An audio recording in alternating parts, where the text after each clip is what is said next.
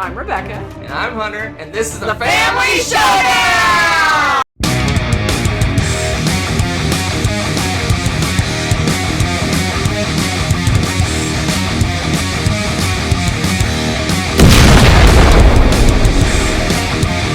Ah, yes, the bittersweet moment. The last 10 of the top 100 games of all time, 2023 version. I'm going to call this 10 the best. Clickbait. Number 3 will amaze you. It's actually number 2 that'll amaze you. No, it's. Oh, you're right. Number 3 and number 2. Crazy talk. Well, I'm excited now. Spoilers. No, it's number 3. Number 3. Wow. This is the land of amazement, land of enchantment. New Mexico. Oh, right. No. It's the moment we've all been waiting for. It is. Have you made your predictions? I have. Have you written your top 10? I predict. You shush you. You have seen us, so you can't predict anything. Oh. But, y'all ready for this craziness? There are 2 new games in this top 10. Crazy talk. One of them is very easy to explain. The other one just is magical. So, there's that. All right. Magical. Number 10. So, my number 10 was my number 2 last year. It's been peanutated. Just a little bit. It's still a much beloved game. It will always be thusly. That is Star Trek Fleet Captains. Look at this habit, Coraloo. This is all Eventually, you. get them all fixed. You will eventually, until we play it, and then we're gonna mess it up again. You're always gonna be having this job. It's just perpetual now. So, Star Trek Fleet Captains. If you like Star Trek, if you like the asymmetrical powered space game 4X-ish style games with miniatures and all the chaos that Star Trek brings, is glorious. The encounters that you have on the planets are little clip plot points from the different episodes, especially original series. So you're going to see a lot of familiar stuff in here. The ships are obviously the ships from the series, from the different races and whatnot. So it's really cool to play with those, have that nostalgia about them. You get to make your teams, you build your own deck out of, and there's so many deck choices that kind of give you some ideas of what kind of theme. For example, if you're playing the Federation, you can go with a very scientific, exploration-heavy style deck, or you can combine it and make some defensive and battle power, speed, beefy sort of deck. Combine some combination of the two. Klingons are mostly just attack and kill, but there's also like cloaking decks, things that really give you that sneak attack and stuff like that. There's lots of variety and things. Each one is unique to them. They have the characters again from the different series. It's fun. You can put original series. You can have Spock under Captain Picard and working with, Benjamin Sisko or something. It's fantastic. I love the way you can combine all of these different series together with the characters and whatnot. You have the hexes, and you go and explore strange new worlds, seek out new life forms. Oh my gosh. And other Fire. various things. And so, of course, there's the exploration portion of it. There's the expanding your horizons and potentially your empire, if you're Klingon, whatever. There's fighty bits. You're fighting. There's so much going on in this. You've got secret missions and you've got public missions that you could get. So once you achieve those are some of the mad victory points that you can get. The other thing you can do with this game is slide scale it a little bit to how long you want to play. You can make your galaxy a little bit smaller and it speeds up the game. Or you can do a ginormous, huge, sprawling, every hex in the game is out there to be explored. And that also is paralleled with your, I guess, what would you say, your allowance for ships and ship powers. So you do that and you're going to get this huge fleet of ships. You do the smaller game and you're going to have a smaller fleet of ships. So it balances the game out and you go and you do your thing. And it's a race for everybody to get to the X amount of victory points. it's Star Trek in a box. I mean, if you're a Star Trek fan, this is one of the best games. They hit it out of the park with this one. It's so much fun to play. Love it, love it, love it. Every time we play it, we have fun memories and things and smack talk and quote of episodes and general Star Trek nostalgia. It's marvelous. Yeah, it's okay. Whatever. What's it ranked for you? What do you think is right? Yeah, like 3. 5. Okay, there you go. That's what's fun. What I find interesting is for you, if I recall correctly, it keeps going from like top of your list to like 10, top 10. It just kind of does this every year. It just kind of rotates. Well, it's always in our top 10 though. It is about to leave yours, it looks like, but it's always in our top 10. It's awesome. It's just a really awesome game. It's we love the Star Trek IP, whatever the kids are calling it these days. Oh my. And kids again. And yeah, this is the Star Trek game. I mean, I love Ascendancy. It hangs around close to my top 10 too. But this is my favorite. It is awesome. And it just every time it is yet to feel samey because you're shuffling up all of those hexes and you never know as you're going out and exploring what you're going to come across. We have yet to have even remotely similar types of galaxies when we've gone through and played this. And you can try different combinations when you play the different races. And we have, 6 different races? Right. We have a lot. No, 4. I was thinking Ascendancy. We got 4 different races to play. Right? Yeah, 4 different races. And they play a little bit differently. Their decks are different. It's a fun game. It's fun in a box. It is fun in a box. It's Star Trek fun in a box. Fun in a box. Live long and prosper. All right, so doing great so Peace far. and long life. Doing great so far. Let's see how we go. How we right go from here. Woo! Let's go. All right. Okay. All right. Number 9. My number 9 was my number 4. Oh. We're doing the little drifty. As Hunter likes to call it. That's the technical term. No, it's not. I never say drifty. Not my thing. Trajan. Yep. This is still my favorite Feld. Now, I have a feeling I'm going to keep playing Marrakesh. It has the potential because they both give me the same kind of vibe. So, potentially, in the future, Trajan may have a new, I don't know. They're going to have to fight it out. Rome. What'd you say? Rome. What? Rome will always win out over. You think so? Marrakesh. You think so? We shall see. It is right now, though. For sure. Trajan is the pointiest point salad that ever pointed a salad in Stefan Feld games because this is... Except for maybe Marrakesh. But it is like a whole little pointy salad of mini games all together. Because you are the Emperor Trajan, and you're trying to balance the farthest and largest Roman Empire that ever was. Okay, he was emperor during the largest extent of the empire. So you're juggling all these things spread out all over these territories. So you're traveling along a little map, and you're doing a little bit of area control and stuff, and getting some resources and things from there. Cool. You're vying with the Senate to get some cool victory points and perks and things, and also basically like the first player for the next round, whatnot, by vying with the Senate for approval and favor. Okay, there's that. Going through and working with the workers and doing a little building thing going on with that. It's almost like building a longest road, kind of covering up, building certain areas out, and trying to go. It's like almost like a little maze path you're doing with that. So you got that. You got the, shipping goods off. You can ship off the goods and get loads of victory points if you get a whole good set of things to sell.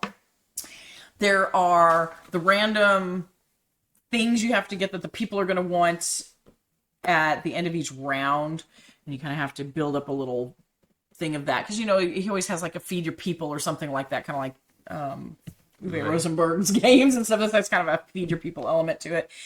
So there's a little bit of a set collection going on with those. But it's varies from round to round, and it's randomized each game what those things might be at the end of the round. So you want to have all of those things in case they pop up and you're not prepared. That would be bad. Bad things happen. So there's that. And every time you do these actions, they have a time cost. So you also have this little track that you're moving around that will cycle through. And every time you do a lap, that's going to start cycling through the end of the rounds. So it's kind of timing the game for you. So you don't want to do too many expensive actions because that's just going to fly you through there and you're not going to get as much accomplished. But the actions you're going to do that are expensive like that are probably pretty good. There's a couple other things going on with that. There's little workers and placements and things like that. It's feldy, heavy, Euro goodness. It's delightful. I love it. I love playing it. I didn't even talk about the whole Mancala thing, the action selection and stuff. You want to talk about that? It's like one of your favorite dealies. Is it? Yeah, you always liked it. Well, I got a few things to say. Oh, geez, here we go. So when this did I start is that? Open up that spoilers. can of worms. Spoilers. This is your favorite Feld. Not a spoiler, or potentially a spoiler. That's not even a surprise. It's like my 4th or 5th favorite Feld, ish, somewhere in there. I don't know. I tried to look, but I got bored with looking. Wow. But it is my number 80 as of last time I did my list, so it's pretty high up. Yeah, so it's the action selection is kind of cool because you pick up a bunch of little hexagonal cylinder things, and you're dropping them off Mancala style, and wherever the last one drops, that's where you take your action. It's pretty cool. I love it. And there's like almost a contract fulfillment thing. If you have a little contract sitting at that spot, if you have the right junk, right colored things there, you can fulfill that contract. So it's like which gives you cool. It's like a little mini game. One, deciding which action you want to take and how you can take it, and just you're dropping the right thingies in the little boxes to get the little contracts fulfilled. So that's really cool. Yep. I like that part of it. But otherwise, it's just me. Oh my goodness! What? Nah, it's really good. I was gonna say, we did get crazy one time, and we played Trajan and Castles of Burgundy. Castles of Same Burgundy time. at the same time. We alternated turns. We had little markers to keep track of who needed to go where, just to try to melt our brains. And you know what? We succeeded. Yeah, it was interesting. It was interesting. Would do again, maybe. Yeah. With Marrakesh. Marrakesh and Trajan. Oh yeah, God. talk about brain melting. Brain melting. Hard pass. I guess I'm playing that solo. Okay. No, just kidding. All right, so. Number 8. Number 8. Brand spanking new. But is it? It is. I'm going to end it with that. I'm going to with the question mark because. Well, you're actually kind of starting with that. No, I'm going to end it with that too. But is it? No. Because it's already a game that feels near and dear to my heart. It's just a new version of it. The preferred version that I have now decided is the definitive version of Clank for me. Dun, dun, dun, dun, dun, dun, dun, dun, dun. So Clank Catacombs. Okay. This is a deck builder game. And you're trying to sneak into a place, get some gems and loot and all that stuff, and sneak out before you wake up the dragon or monster, whatever, depending on which version of Clank you're playing. And if you have things, you may have some super cool abilities and stuff, but they make noise, and that's the Clank. And every time you're making noise, you are possibly waking up the dragon, which is bad because when it wakes up, it kills you. So there's this pressure luck thing going on with the game. We loved that game so much. Played it a lot, but got a little samey. So when the other Clank came out, the Clank in Space, cool, a little different.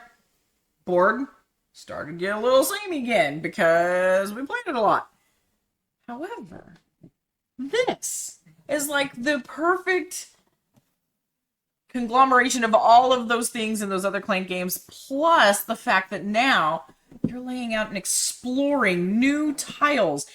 You have a completely unique board every time, and it could become even more unique while you're playing it because there's things in the game that will cause you to turn tiles or do crazy wacky things, which is going to change all your pathways around and loop things through. You may have a perfect escape route, and then your opponent decides to do one of those tricksy hobbity things where they turn it, and then all of a sudden your path just loops down and you have to take, some crazy bypass and all this nonsense to get out alive, period. It's fantastic. It's so much fun. So much going on. It's still Clank. It still feels like Clank. It's still almost exactly like the other Clank games, except for that feature, and we have just fallen in love with this so much. Love it.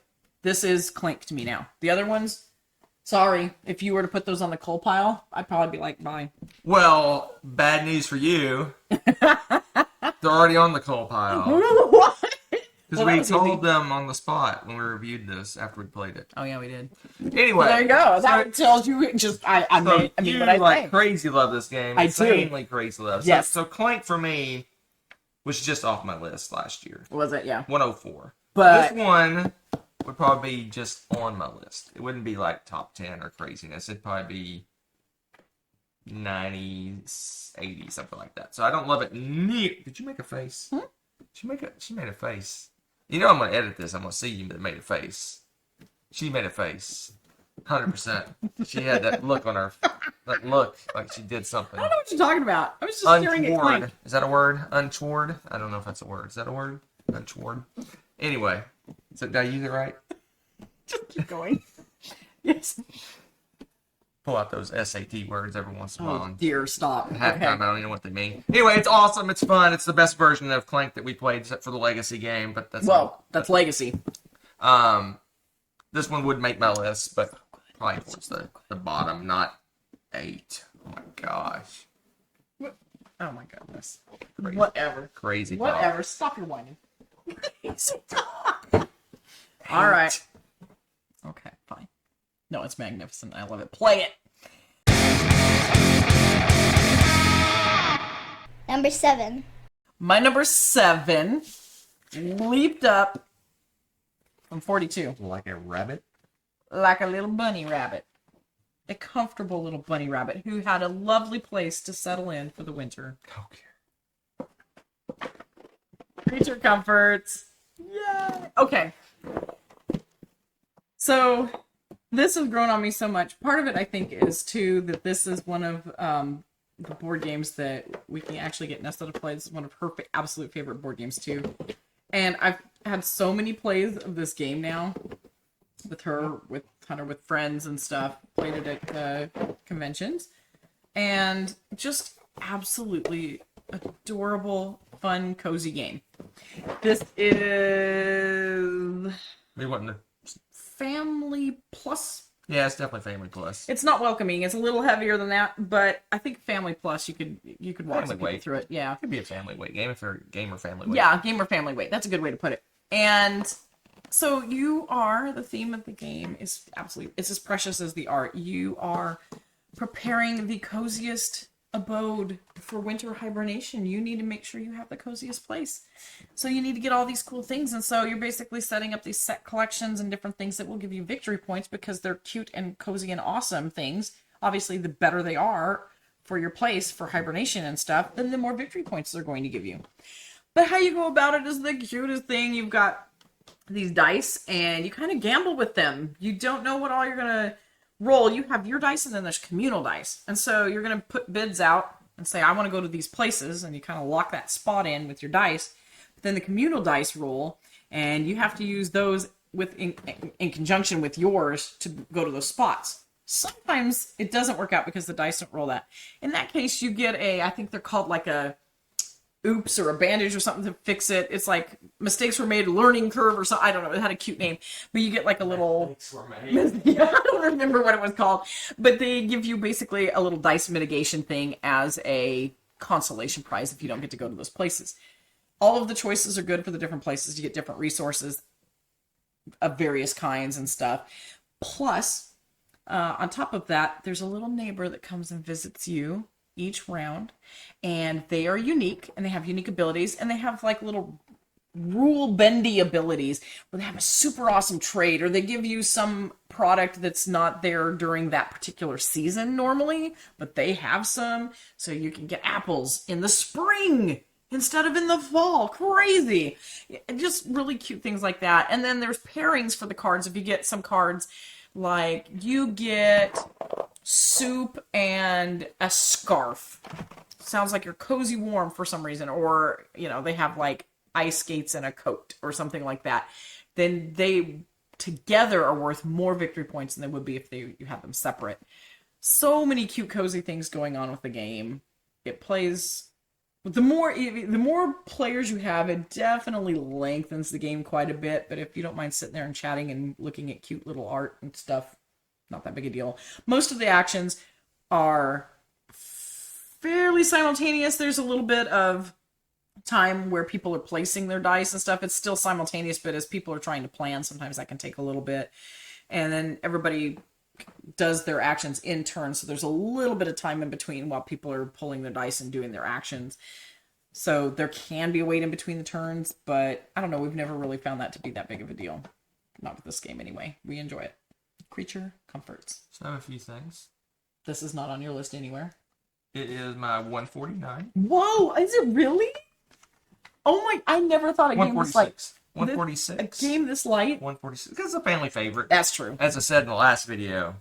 What'd I say? That if everybody enjoys it a lot, it increases your enjoyment as well. Well, to sum up, I'm an empathic gamer. Empathic. Anyway. And, yeah, this is a good one. It's a family favorite. It's fun, quick, interesting, cute, adorable, all that good stuff. But, question of the hour. Not your question. What was your question?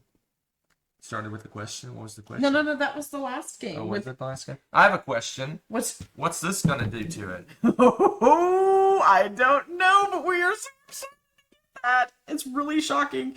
If it hasn't been so crazy busy, this would be out of shrink and on the table right now. I know that for a fact, though. Yeah, it'll get played over the Christmas break for sure. Yep. For sure. It's happening. Same designer, same artist, same everything. We're so excited about this. Yeah. Anyway. Hey, who knows? Next year, this may be I just have to put them together. Nope. Nope. Veto. I just do that to troll you. It's funny. Veto. It's fun. But yes, there may be things to be said about that. But it's going to be hard-pressed, honestly, to replace this. It really is going to have to be an amazing It'll take an entire valley to replace it. Stop it. All right. Acceptable, but not great. Okay. Number 6. So my number 6 was my number 7 last year. Ooh, improvement. Scant, but steady improvement. And that is my most played game, which is Deception, Murder in Hong Kong. I'm actually, just even holding this, I'm getting excited because finals for school is next week. And traditionally in my small classes, we tend to, if everyone finishes the tests and stuff on time, we play this game. So my students that I've had multiple years get really excited about this. They always forget the name of the game because it's unusual. Murder game? Yeah, they're like, is this the murder game? Do we get to murder people today? I'm like, sure. Yes. Deception, Murder in Hong Kong, though. It is a social deduction game. It is my favorite social deduction game by quite a significant amount, I think. This, with the expansion, goes to 14 players. And I have not played, I've only played with the expansion characters once or twice because I teach this to so many new players. And it does get more complicated with the expansion stuff. But, that being said, the extra cards and the characters, what they do, are really cool. You don't need them. The base game is absolutely amazing, but this is, for me, a more the merrier game. And having the extra 2 players off of the base game is great, because sometimes I need that full 14. So, you are several different possibilities. You could be the murderer. You could be the accomplice. You could be the witness. There's a couple others, or you could just be the private investigator. Okay, those are the main ones. Oh goodness! And then there's the person who I always called the it person. You are the I think Forensic scientist. Yeah, the forensic scientist. I think I always call all of them forensic scientists. No, but they're investigators. Yeah. But there's a forensic scientist who's in charge of the game. You're not speaking. You're not supposed to speak or make significant eye gestures or anything like that. But you're in charge of the game, and you have these tiles that have clues on them, like time of day the murder occurred or something like that. And you're going to silently put clues on, kind of to drive the conversations of the people around the table. Because here's what happens. You've got sets of cards in front of you, 2 rows. One are possible murder weapons. And then you also have a row of items left at the scene of the crime. The person who is the murderer, it's kind of like werewolf. So everybody closes their eyes, and then the murderer and the accomplice open their eyes. And the murderer has to pick one up from each row, a murder weapon, and then an item left at the scene that's in front of them. The accomplice needs to know what those things are exactly, because the only way they can be defeated is if someone chooses those exact two things and accuses them. So the accomplice's job is going to be to drive conversations away from those two things or that person entirely. Maybe even implicate themselves, because as long as the murderer gets away with it, they both win. Okay? The witness, though, murderer and accomplice close their eyes. The witness knows the two people.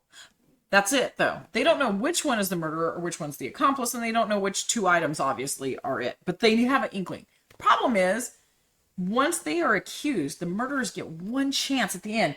They can say, you were the witness. And if they get rid of the witness, they get off scot-free. So they have this moment. So when you're the witness, you want to be not obvious, but you want to kind of drive the conversation towards those two guilty people. And so meanwhile, each round, there's this conversation going on. What's going on? What kind of clues is the forensic scientist giving you that's going to drive you towards those things? And sometimes the forensic scientist gets bupkis on these cards, and it's totally not helpful at all. Other times they give you some really great clues that narrow it down, and it's really easy to keep the conversations going. Sometimes you get somebody who's not very good at the bluffing, and so, or they blurt out very witnessy sounding things. It is exciting. It's fun to play. And there's some great conversations. It's hilarious. I love playing it with the students because they get really scientific about it sometimes. It's like, would you consider this a poison or is this a gas? So would you be considered drowning if blah, blah, blah? And they get all into they get so technical with it. It's hilarious. And I don't know. It's fun to play with a variety of people. I've had nothing but really good plays with this game. Great stories. Fun reveals, fun betrayals, all the good stuff. And that is Deception, Murder in Hong Kong. Perfect timing.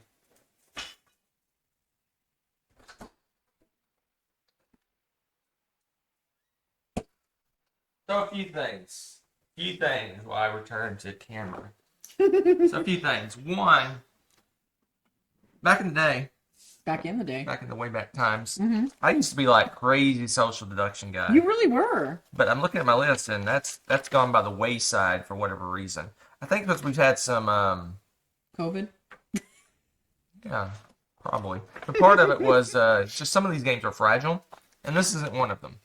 I don't think so. This one isn't as fragile as some of the other games. Right. It's my 49. It used to be way up my high. list, but it's about to dropping. That's it. I took a quick look. I could be wrong in this statement.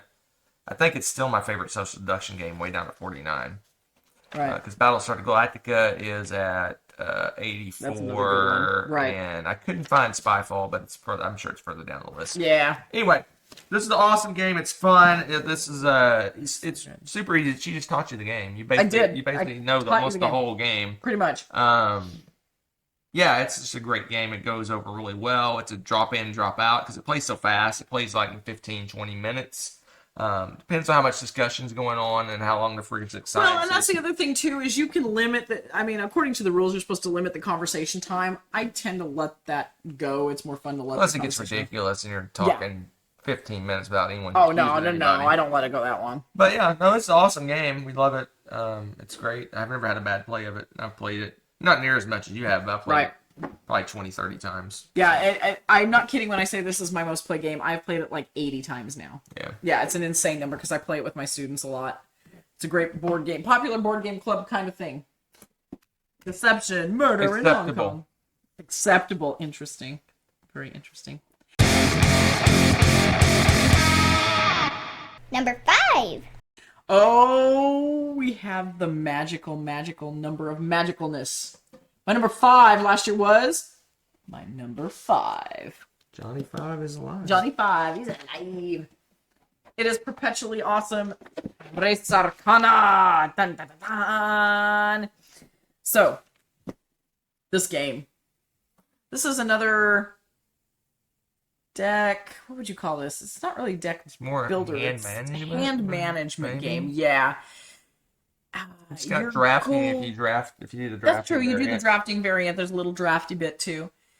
But your goal is to get a certain amount of victory points and stuff, and basically be the first one to do that. But how you do that is going around and getting these different elements and collecting these resources, and then buying these cards and getting these things that give you victory points. And eventually you're going to save up until you get the big giant, what are these called? The Places of Power. Places. You always remember that. For some reason, it's such a simple name.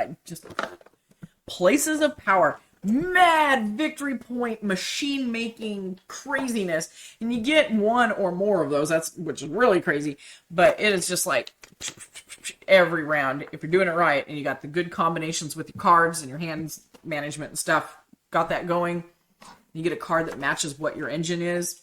Amazing fun. Don't put that up yet. Super fun game. I love the design for this. Ta-da! All the pieces are in this little tray. Here's all the different resources. These little pearl things are like, this is from the expansion. And they're like a wild, but they're also a very expensive element used for very specific things. One of the neat parts about this game, too, is the action selection perk thing that you do at the beginning of each turn. You're going to decide, there's a bunch of tiles that you'll choose from. They give you their special action you get to do, or they give you resources. So there might be one that protects you from attacks. So I know Hunter's going to pick on me that turn, so I'm going to grab that card. He'd never do such a thing, right? And I'm like, yeah, he won't attack me this turn, so instead I'm going to get some free resources. So the cards that give you free resources, they do cool little perks and stuff like that. Then you get to do your actions, and it's like a typical game. You know, you have your cards, you get your resources, you get your income, and you spend your income, do your thing, shuffle up, deal, you're done. Other player. I love that. I love the ebb and flow of the game. I like how you build up this engine. You start, and you're like, how am I going to afford to get these ridiculous places of power? Because you're looking at it, and it's crazy expensive to get them. And with your little puny resources you start with, it looks like nothing, but it ramps up so fast and is so interesting. I love the combinations. The cards have different so-called flavors, and sometimes they combo rific off of each other, so you can get certain ones to pay for others, make them cheaper, different things like that. There's so much going on. I love this game. The expansion, really good too. I really like the wilds. Obviously, we've mixed the box up. We will never play without the expansion. You like this game too, but not near as much as me, as particularly usual. What do you think is ranked? 49. No? 87. 100. 200. No, it's not. 400. 700. What? 800. That is a lie. You didn't even rank that far. 189. What? 189. Yeah, this Was it too light for you? This one's light, and it's medium weight, people. Samey. What? A little samey. That's good. It's a great game. For a light little card game, it's pretty high up for 189. I'm just saying. It's let's see what's above and below it, just for fun. A Feast for Odin. What? And Airlines Europe. What? So what's wrong with you? So great. This is more like number 5 material, I'm just saying. 5 cubed. Wow. Huh. Plus a little bit. Okay. Number 4. So, we might have to push the technical difficulties button. I know what's coming up. If you say that, I know what's happening. It's Lisa in top 4. That's good. No. I'm just saying because of the difficulty of getting the box to the table. You thought it'd be no, I'm not. There's not going to be riots or anything. No. Actually, it was my number 9 last year, so I think you're going to be much happier with it being at number 4. Oh, maybe. It might have been bumped up because of this particular box. Just saying. It'll be okay. It's not our biggest box, is it? It's probably our biggest box. Cost-wise, it is. Dun. War of the Ring. It's back, baby. It's in the top 5. It's number 4. Yeah, it's back. Oh, nice knowing you, sweetie. Like hiding away. This was our Grail game of Grail games, Mad Purchase of Insanity within the last year. This is a collector's edition. Anniversary. Our anniversary edition. It's collector's edition to me, whatever. The Oh, it's gorgeous, guys. Ridiculous. The board is like triple the size. It doesn't even fit on this table. It's ridiculous. Okay, it kind of fits on the table. I think it's like the table cover now. It's huge. Everything in this is ginormous. The box is amazing. Are you going to show it off? This was my number one before. It's my number 0.5. I mean, can you go higher than 1? Can it go higher than that? I don't know. It's so pretty. 8 and 0? I don't know. X 0. My game 0. Look! It's happening! Okay, let's see. See what? Another. Oh, it's so shiny. We'll show it off for a little bit. Let's not go crazy, though. Da, da, da, da, da, da.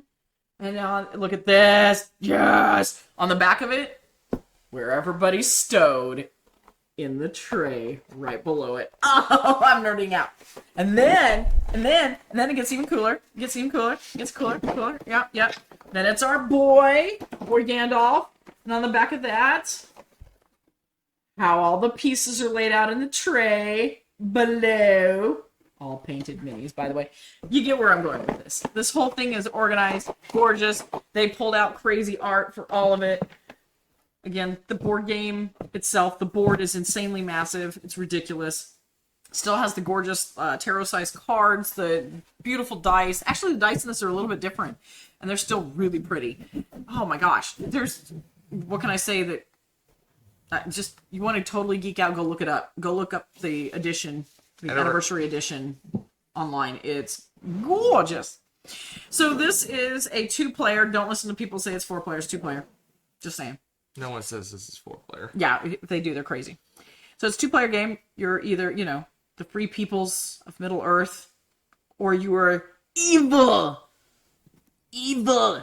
Okay, Sauron peoples. Shadow Army. Shh. Shadow Army. And you have completely different goals. It is a very asymmetrical game. The free peoples are trying to join forces and turn towards war. They need to wage war, and they're peaceful people, so you need to convince them. They are not wanting to go to war. At the same time, there's the secret mission of Frodo taking the ring to drop into Mount Doom. So you've got 2 big things going on that are very different. One's all about the secrecy, and the other one is about speed, getting everybody together quickly.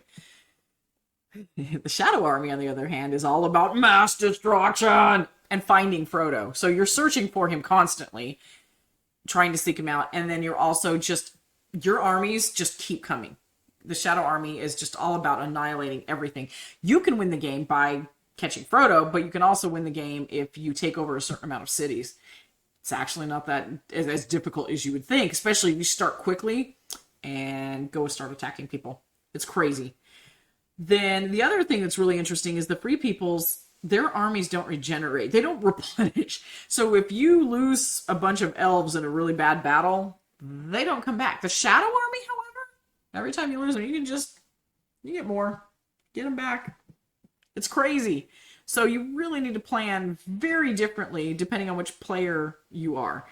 Oh, it's so good. It's so cinematic. It's got great story moments. It's retelling the tale, but from how it's playing out for you. Truly epic, just like it should be for the theme. It's okay. What number is it, sweetie? It is my favorite game of all time, and this version, spoilers, may have cemented it at number 1 for eternity. I would not be a bit It will surprised. take a Christmas miracle to knock this out of my top spot. I love this game so much. It's been my favorite game for years and years and years. It's this version is off the charts, amazing. Right. We've kind of come to the belief, or however you want to call it, that the base game is the best way to play. We enjoy playing with the other stuff. Oh yeah, it's fun because you have Treebeard. But the base game seems to be the way to go, and it's quicker to play too. now that I have the awesome version of the base game, it makes me super happy. I will cherish my precious forever. My precious. Oh no, guys. He calls it my precious. It's been called that before. Precious. his birthday present. I'm gonna go put it up where it goes. You're afraid something will happen to it over here? Is that what this is? Protect it. Protect it, your precious. Spot. He comes in daily and checks to make sure it's still there. Where it lives now. Where it lives. On top of the little shelf. Looking down at us from... It's like the eye of Sauron. Right, the eye of Sauron. We were taking that just Best too far, game in the history of board games since the beginning of time until the end of time. I have spoken. Thus you have. I had Let's hear argued three that, games that are inferior to that game. That is not the case, good sir. Not the case. In my humble Not so Hobbit opinion. Hobbit opinion. What is that? Okay.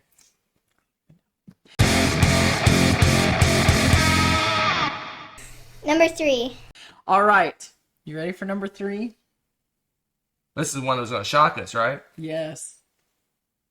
Who was my number 1? What? That's a lack of commitment right there. I think it's been committed as my number 1 for a long time, but viticulture has moved down a bit, guys. The king is fallen. Long live the king, which we'll find out shortly. Right. So we have it in the Tuscany box, but it is viticulture. Yeah, it's guys, I still love this game, but I have some games that I just it's finally, I don't want to say it's not played out. That's definitely not the case. But I don't know. I don't know how to explain it. It's getting a little samey feeling for me. I know. I know you're shocked by this. But this is like my worker placement game of games that I've loved forever and ever and ever. And it's all about the making of wine and then producing it. I mean, you make the grapes, you grow those grapes, you make the wine, and then you sell the wine after you store the wine. It's great. But it's worker placement, and then you also have the grande worker, and he like kind of cheats. Normally you can only go, when in a worker placement game, you block spaces from other people. But the grande worker is magical, and he can go where nobody else can go. He's like the game breaker. So if you plan carefully, Hunter may go and take that one spot I was really looking at, but haha, I have my grande worker left, and I'm just like, you don't block me.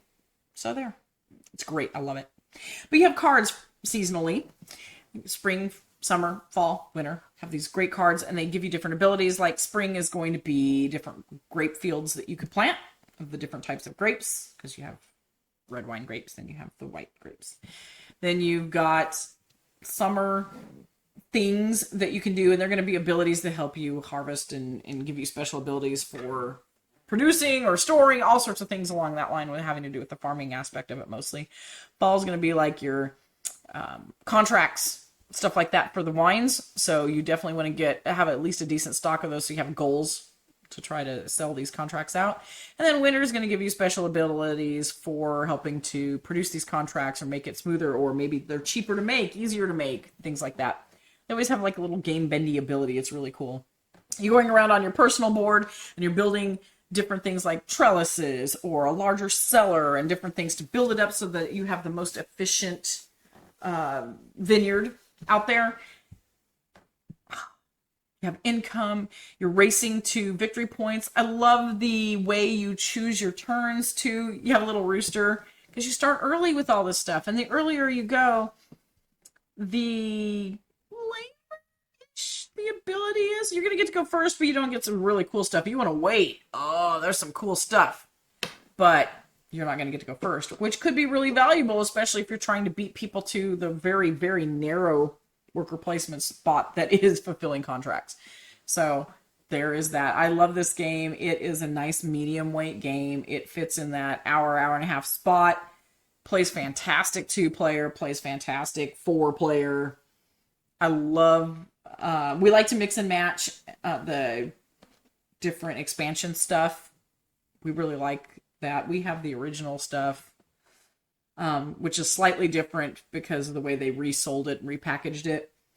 But absolutely adore this game. My number 3. Okay. You hate this game. So, there's a few things. What? I have a few things to say. Hunter always beats me in this game. It's so funny. Firstly, Yeah, it's weird. It's your favorite game. And I know, and you've only maybe won it once or twice. I know. ever. I don't win this game. I don't. I think you get too hyper focused on doing certain things. I have fun with it and, too. and you don't really care whether you're scoring points or not. No, I don't.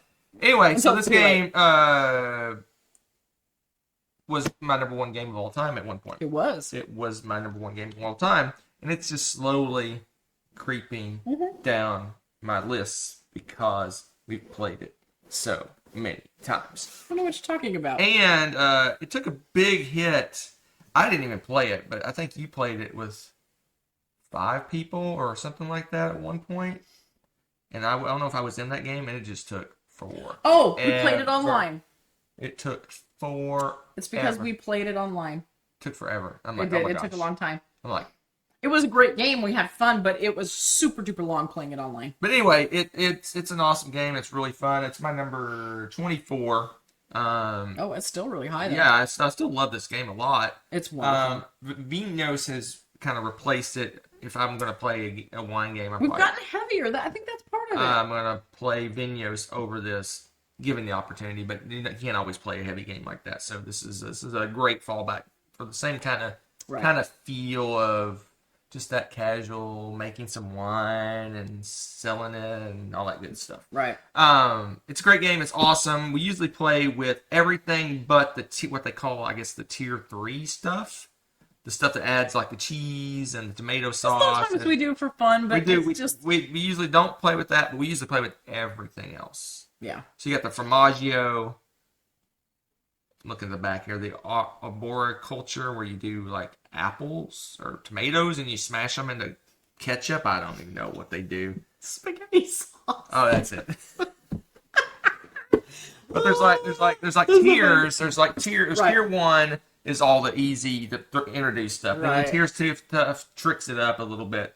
But then there's like the tier 3 that just really changes up the game. Well, what's really fun too is they also have these specialty meeples, and you can choose to play with one of them in the game. You kind of replace, I think, your grande worker with it, right? No, they're just. Is it just replaced with Just you one can of your buy regulars? one of those when you buy a Right. worker, I think. But they're neat. They have special abilities. Like there's like one, I think he's like the mailman or something like that. And he will let you go back one. Like normally you have to be in that one season at a time. And everybody does actions in that season before we move on. But his ability will let you go back to a season before and go place in a spot that hasn't been taken. So there's like really cool things. There's one that lets you go forward in time one season. It's really neat, the different little abilities that these specialty meeples have. Yeah, we almost always play with one of those. We always I think put it's one in one of the tier 2 things. Yeah, they're really fun because they're like the grande worker, but then they do something unique and special that you wouldn't have in the game, and it changes up the game to help it not feel as samey. So there's that. It's a good one. It's a great Love one. it so much. This is again classic. Eventually, I think it's eventually going to settle somewhere for me. I don't know where that's going to be, but it'll settle somewhere. But it's just like I said, it drops 4 or 5 places each year down the list, and it's just slowly creeping down. He says that now, and he'll be like, I dropped 80 points. No, just kidding. No, I don't think it'll drop that much. No, if it drops, it'll be Right. 5 places or something like that. Right. We really do love this game a lot, and it's really not that big of a box to take places either. It's fairly but level. Yeah, that's true. It is chock It is full. exactly the size of this box. Yeah, there's not hardly any room for air. But we have both boards, which we really don't need both No, boards. we and don't. That's true. Stuff like that in there. So True enough. My number 3, guys. 3. How the Mighty Have Fallen. Yeah. Number 2. All right, so my number 2 is the new one to the list. And for some reason, I don't know why, this completely baffles Hunter. I don't know why. I don't know. I fell in love with this game, and I like to play it over and over. I would, as soon as we put this game up, I want to play it again. I don't know why. I guess it's the combo-rificness of it. I fell in love with Earth. Yeah, I know. Everyone's like, what? Okay. So, I'm a sucker for nature and really pretty games, and this is both. But you also have this tableau you're building. So it's the whole thing of like if you have tiles with certain things in certain places and they're lined up, or patterns, they give you a set for victory points. I love that. I have to, I'm trying to pick and choose where I put stuff to the best advantage and work that out. Then you've got these. What are you doing? Action Don't selection. mind me. It's hard not to, though. You got action selection, so what you're picking and choosing to do. So you want to map out your turn and it's a kind of an efficiency puzzle. You have so many things you want to do. You want to get these resources so that you can build stuff. You build little trees on certain plots that are plants, obviously. And when you build those and you are able to put the top of the tree on it, then you get like mad victory points for a bunch of that stuff. What was the other? There was something else I was going to say that I always forget about. You opt in. This is the other thing that's cool. The objectives, there's like objectives for the games that we're competing for, and if you're the first person that achieves it, you get to put a little leaf there and you get, say, 10 victory points for achieving that goal. But somebody else could come along and achieve that later and they're going to get 8 points. It's lower, the slower you are to achieve that goal, the less victory points you get for it. So there's this race going on to achieve these goals, and you may not even get all of them. Sometimes they're at odds with each other a little bit because a lot of them are based off of how you build your tableau. And so as you're building your tableau, if it says, you have to have all plants in one row, but you also have to have all the biomes or something, it may not work out that way, or some weirdness, right? So you may not achieve all of them, but you want to try to get as many as possible because you get those leaves out there. You're getting a lot of victory points accumulated. It's just, and the cards are unique. You've got different plant cards. Then you've got these ecosystem cards that give you special victory points or abilities that chain off of how many of those types of cards or whatever you have in your tableau and this and that. It's just combo-rific. It's an efficiency puzzle. You're doing the tile placement thing, card placement, whatever. It's dealing with nature. You're growing little trees. You can stare at the beautiful pictures while you're waiting for other people to finish their turn. Actually, there's not a lot of waiting on that, which is also wonderful. It says, let's see, 1 to 5 players, 45 to 90 minutes. It's definitely for us, 45 to an hour max. It goes pretty quickly as 2-player. I could play this all day long. It's so much fun. Hunter's like, meh. So, a few things. Is this on your list? No, we played it after that, right? It's new. Yeah, so it wouldn't be on yours. Oh, it's been a 2023 game, so it's new. Oh, it is crazy new. So, a few things. I don't know. I was busy messing with the box and letting it out again. Did you mention that you have the follow leader mechanism with the action selection? I did not mention the follow the leader part. I love it. So everyone's engaged on every turn. You pick an action. People get a secondary action, or I can't remember one of the 2 actions. Yeah, you don't get both. You don't get to do both. You get to do, it's like some of the action. But anyway, it's super cool. It's a follow leader. So when Rebecca picks an action, I follow it, and then I pick an action, she follows it, and it just goes around and around and around until someone wins or whatever triggers. I think you get a certain number of cards in your tableau. It triggers the end of the game. But anyway, this is a great one. I love it. It's super not. It's somewhat light.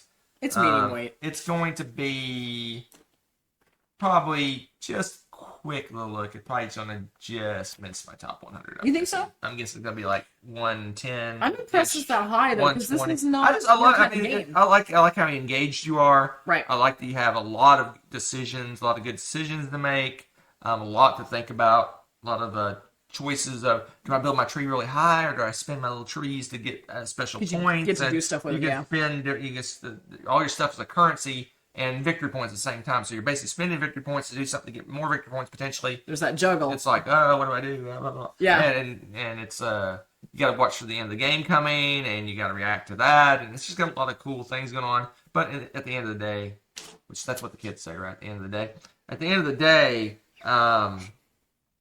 it's pretty light game. It's pretty easy to teach. I taught this one at Dice Tower East. Did you? 2 or 3 times. Okay. It was just because it's so easy to teach. You really it's super easy to teach. It's a good one. I don't fault you for it. I just would not have it in the same real estate. You got this one on Boardwalk, and I'd put it more on, St. Charles Place or something like that.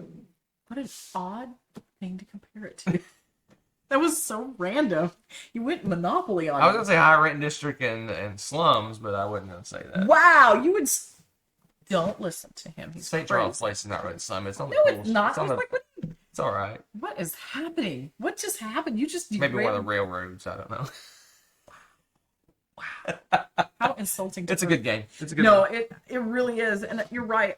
This is not one of those where I'm like waiting for everybody else's turn, so I'm like crocheting or something while I'm waiting. No, you really are engaged, and it just lends itself to looking at it. But anyway, period. It's just gorgeous. So, all right. So what's number one? It's What's not number one? Viticulture. No, it's not. It was my number 11 last year, and I think when I said that, I said I suspect this will go up. And it did. And it did. Because, oh my gosh, we could play it right now. It'd be fine. Well, we have an expansion that we haven't played I yet. know, and it's actually eating me up inside a little bit to see that daily on the shelf, sitting there, mocking us and saying, play with The me. new expansion, Letters of Marquee or whatever it's called. Letter of Or Dead Reckoning, guys. Wow. I would never have guessed that this pirate game would just replace viticulture in my heart, man. Okay. So, one of my absolute favorite mechanisms is card crafting. Very few games use it. Mystic Vale uses it. The cool art game, oh my gosh, what's it called? Canvas. Canvas. I love how Canvas uses Those are it. the only two we own. I think But there's a handful of others. There's a handful of others, but none of them have made a huge splash to me anyway. Like this. This one, you are pirates, and you have a base deck of some very generic kind of meh crew. But every turn, somebody's improving their skills or getting better and doing these different things. And your deck, you're giving them extra stuff, and so they're getting beefier. They've got cannons now for the ship and this and that, and you're just making this crew amazing. You're going out on this board and you're exploring, and as you go to the islands, you can go and put down a fort and have cannons so that if Hunter goes sailing by, you can fire at him. It's like, stay away from my island. It's awesome. I love it.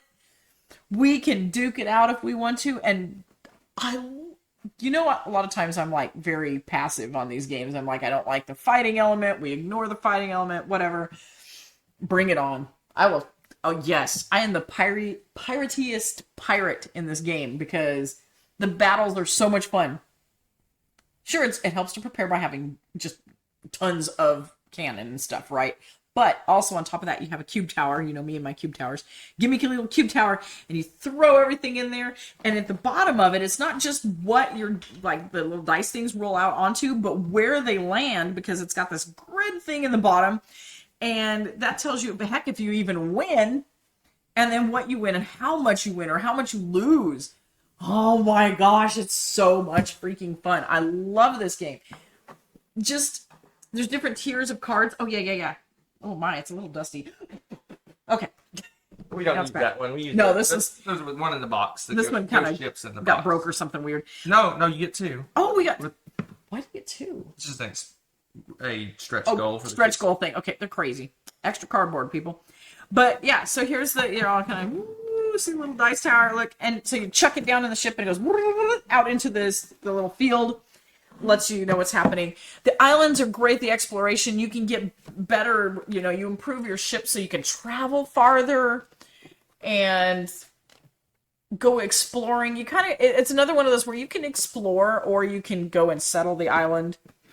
Go just get those resources. Go do some cool things, stuff, missions. Gosh, what else? There's so many cool things going on with it. What's the expansion stuff? Is it kind of a campaign? There's a storyline that you can. That's follow right. So there's a little. campaign. Yeah, I'm actually really looking forward to that stuff. No, we did this. We did the storyline already. Did we do all of it though? We got about halfway through. Yeah, I was gonna say we gotta finish it. I thought it's just. Oh, there you go. Look at that. It looks haunted. It is haunted. Oh my gosh. There's a skeleton. That is okay. I just realized this one has fire on it. There's fire on the sails, and that one's green and ghostly. This is freaking hilarious. I never paid attention to that before. This one's totally haunted. Yes. Oh, I Ghost love ship. that. It is the ghost ship. Why are you so boring, huh? What's up? You're just on fire and full of The cannonballs. cool kids that got the Kickstarter Oh, got the I ghost guess ship. so. I guess. But yeah, you get all the super duper stuff, and you have a little. You have a treasure chest you keep your stuff into. Where's the little treasure chests? These? Is that these? Yeah. This is such a ridiculously overpriced thing.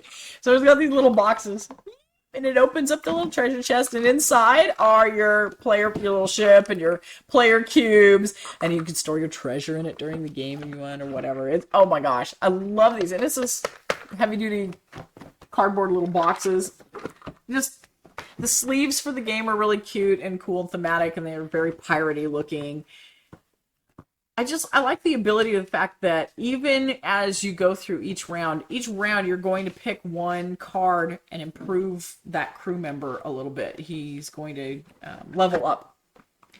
So your deck is always in a process of improvement. Even if you kind of stall out on building something or whatever during that turn, at least somebody is getting an improvement. So it's fun when you're talking about that, and I'll be doing my turn and I'm like, so-and-so is improving, and then I do this and that and blah, blah, blah. And I remember distinctly one time you weren't really paying attention while I was doing that. Every time I happened to get my captain in my hand, and so he was already level 4. I think they level up to level 4. And the captain I had was crazy powerful with cannons and stuff. So he hadn't been paying attention, and I had now this souped up captain that was all full of cannon fire and attacking abilities. So I just casually sailed over, picked a fight. We have a lot of fun with this game. There's just so much going on with it. You really want to go do these things. And piratey goodness. This replaces Merchants and Marauders for us. Yeah, it pretty much killed it. I think it's still sandboxy. We're selling it. We're selling Merchant Marauders. This is a longer game. This isn't a 2-hour game. Yeah, Merchant Marauders 3 or 4 But hours. exactly, it's longer. And then this has the mechanisms that I like best. It doesn't have that dead space that Merchants and Marauders has in between the turns. It has some, but not near as much. Not like that. It's more like a normal board game now. Because you could, in Merchants and Marauders, if somebody goes to port, oh my gosh, heaven help you, because you might as well find a book to read. Unless you there's just 20 different things you can do at port. Right. But you can't do it But you simultaneous don't want to because you could miss something that people are doing. Right. Because they could be 100%. upgrading their ships and whatnot. It's very important to pay attention to what people are doing, right? Because they could kind of turn around and No, attack you. turns are much, much quicker. They're so much smoother in this. Much, much quicker. Love it. It's Love a it. good one. I don't like it as much as you, obviously. So we already talked about my favorite game. It's true. But it is my number 6 game of all time as well. It's top 6, and it could. Let me take a little peek. It might go up, maybe. It's probably hanging around the same neighborhood for sure. Ooh. I love this one. It's fun. The combat is not super punitive like it is in Merchant Marauders, but you can just completely Be obliterated. obliterated. But I this have one to you start kind over. of just get messed up a little bit. Or It's stuff gets stolen. It's a great game, and it's super fun and super interesting. And I'm shocked it's not making more of a splash still now. I don't know. Honestly, I'm not I don't why understand it it's because not. it is so much fun to play. It's Maybe because attacky. it's 2 hours. It's heavy. It's long. Right. It's got some. That's true. That's Some not everybody likes cons that. for some people, but not for me. Nope. Amazing. That's my number one game You now. ended with a bang. I see what you did there. Maybe a shot across the bow. I don't know how that works, but anyway. Good one. That's it. We made it. We did make it. What do you That think? is What are your it. top 10? That is it. Do we have any folks. overlap? So look for the plan later this week of the recording of this. We're going to do the after party, Okay. where we talk about just kind of thoughts and things. It's probably going to be a shorter show. Yes. It always ends up being a little bit shorter. But we'll do some questions and trivia, and I'll quiz Rebecca and all sorts of fun stuff. And we'll discuss going into my top 100 coming in January, rather than the start of January. But Time's flying. 1 week from tonight, as of the recording, or actually I gotta get used to that. As of the viewing of this show, Right. release of the show, We're going to do our top 10 games of 2023. That's going to be tough. I don't think we have too many setting that we need to Unplayed. play. We definitely have Maple Valley to play. Yes. And looking over there, I think that's about it, right? I think so. That's this year, yeah. For 2023 that we have on our shelf of shame. We've played the rest of them, I think. Right. Or they're older.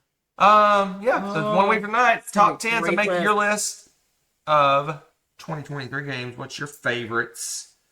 I don't even remember which ones are 2023. I know. I can't wait to look this up to, because I know it was pull good. together our list of played games and go from there. I know there was a lot of amazing games this year. Yeah, this year and last year were really just solid for games. So All right. good. I'm excited to look at that list again. That's it. We are out of here. Thank you all for joining us through this amazing journey.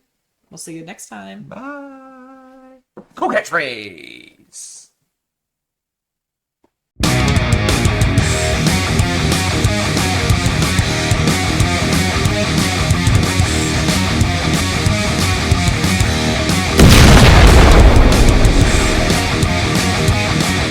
Thanks for watching.